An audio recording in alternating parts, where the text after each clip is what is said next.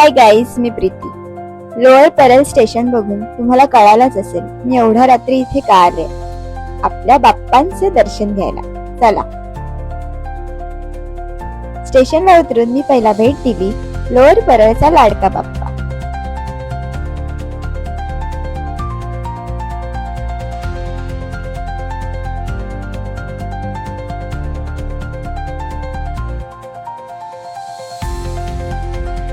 आज माझा वाढदिवस आहे, सो माझी खूप मनापासून इच्छा आहे की लालबागच्या बाप्पाचं दर्शन मला भेटावं आणि मी ट्राय करणार आहे. फायनली बाप्पाने माझी इच्छा पूर्ण केली आहे.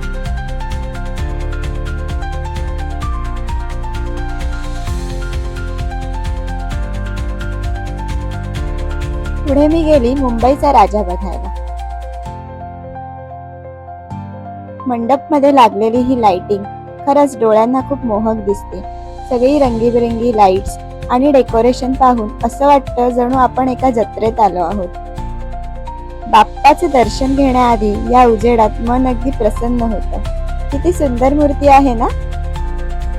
पुढे मी आले एजुकायाचा राजा पाहण्यासाठी. मुंबई मधल्या अजून एक प्रसिद्ध आणि भव्य गणपतीपैकी हा एक आहे.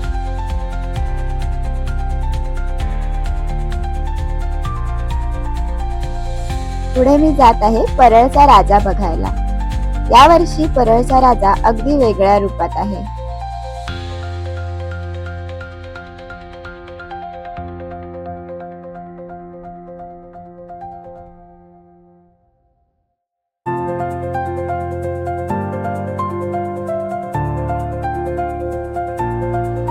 आपला बाप्पा प्रभू श्री राम अवतारामध्ये हातात धनुष्यबाण, कपाळावर तिळक आणि राजेशाही वेशभूषेत किती देखणा लुक आहे ना.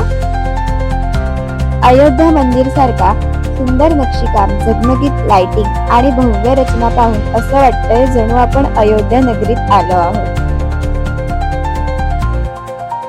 जय श्रीराम. पुढे मी आले परळचा इच्छापूर्ती बघायला. हा गणपती प्रसिद्ध आहे भक्तांच्या मनोकामना पूर्ण करणारा बाप्पा म्हणून.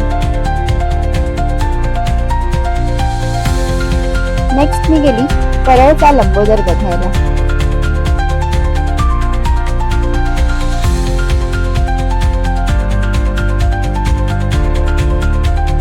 आपला बाप्पा विराजमान झालाय ज्योतिबाच्या अवतारात. पांढऱ्या घोड्यावर आरूढ झालेले हे दैवी रूप खरंच खूप अद्भुत आहे.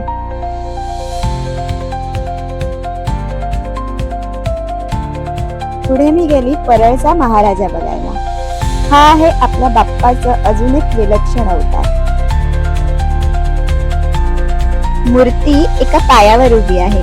खूपच कलात्मक आणि दैवी रूप. शिल्पकलेचं अप्रतिम उदाहरण आणि भक्तांच्या मनात आदराची भावना जागवणारं दर्शन. रात्रीची सकाळ झाली आणि मी आले चिंचपोकळीचा चिंतामणी बघायला.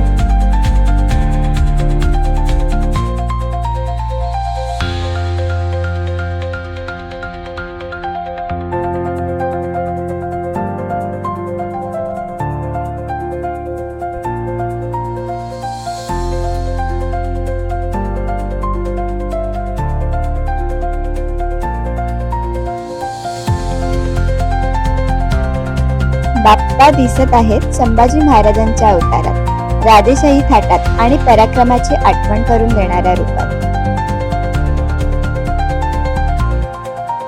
वाढदिवसाच्या दिवशी रात्रभर बाप्पाचं दर्शन घेऊन मन अगदी शांत आणि आनंदाने भरून गेलं. बाप्पा नेहमी सगळ्यांच्या मनोकामना पूर्ण करो हीच माझी प्रार्थना.